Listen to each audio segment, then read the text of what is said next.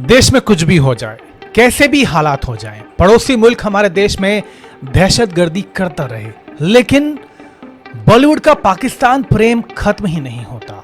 इस लिस्ट में सबसे ऊपर नाम है नसीरुद्दीन शाह का। इनका बस चले तो पाकिस्तान की नागरिकता ले ले, लेकिन कंगालिस्तान में इनकी रोजी रोटी चलेगी नहीं। इस बात का इन्हें अच्छे से इल्म है। बात तो सही है। तभी तो यहाँ बैठकर अपने एजेंडे चलाते हैं।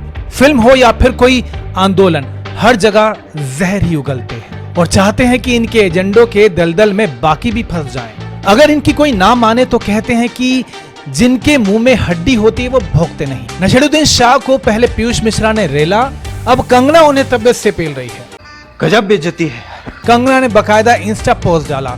उसके बाद कंगना से इंटरव्यू में उस पोस्ट के बारे में पूछा तो वहां कंगना ने नसीर को रोस्ट कर दिया और नसीर को कंगालिस्तान वाला आईना दिखा दिया। ये फंस गया सीएम। सबसे पहले देखिए कंगना का पोस्ट। कंगना ने लिखा, सच तो यह है कि हर कोई किसी न किसी का कुत्ता है, लेकिन मुझे इस बात का गर्व है कि मैं जिस घर की या देश की रोटी खाती हूँ उसकी रखवाली करती हूँ और उसके लिए लड़ती हूँ। नसीर साहब खाते तो इस देश का हैं, लेकिन लड़ते पड़ोसी देश के लिए हैं। आज के समय में इंसानों के लिए कुत्ता कहलाना भी एक तारीफ है, क्योंकि वफादारी और क्यूटनेस अब बहुत दुर्लभ हो गई है।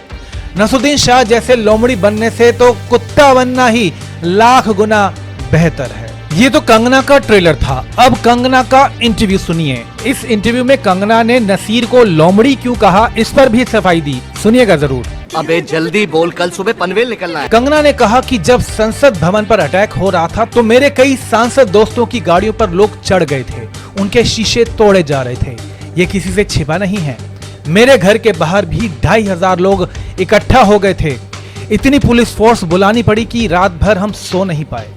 उस समय ये लोग घड़ियाली आंसू रो रहे थे, लेकिन अब जब झारखंड के बच्चों पर जुल्म हो रहे हैं तो क्या वो जेनजी नहीं है? जो देश को गाली दे, देश के प्रधानमंत्री को गाली दे, क्या वो जेनजी हैं?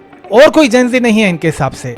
हम खुद युवा हैं, हम खुद नारी हैं, हमें युवा विरोधी बना दिया गया है। हम क्यों युवा विरोधी बनेंगे भला? फिल्म इंडस्ट्री वालों का दोगलापन नहीं चलेगा। फिल्म इंडस्ट्री वाले जो घड़ियाली आंसू बहाते हैं, वही सेम आंसू झारखंड में भी बहाने चाहिए। उनकी भी तो वही परेशानी है। मैंने नसीरुद्दीन शाह को इसलिए भेड़िया कहा क्योंकि उन्होंने इतना गंदा वीडियो बनाया था जिसमें वो धमकियां दे रहे थे। इतनी तो गरिमा रखनी चाहिए थी उन्हें। कंगना ने आगे कहा कि चाहे नसीरुद्दीन शाह की फिल्में हो या उनकी बातें, पाकिस्तान के साथ उनकी प्रेम कथा आखिर कब खत्म होगी? कोई तरीका है भीख मांगने का? जब देखो पाकिस्तान के प्रेम में मरे जा रहे हैं। मैं जानना चाहता हूँ कि पार्टीशन को भी इतने साल हो गए हैं तो ये लव स्टोरी खत्म क्यों नहीं हो रही? पहलगाम अटैक हो गया, हमने ऑपरेशन सिंदूर कर दिया, देश का युवा कहीं और जा रहा है, नागरिकों का कुछ और संघर्ष है, पड़ोसी देशों को लेकर बॉलीवुड की लव स्टोरी है कि खत्म ही नहीं हो रही।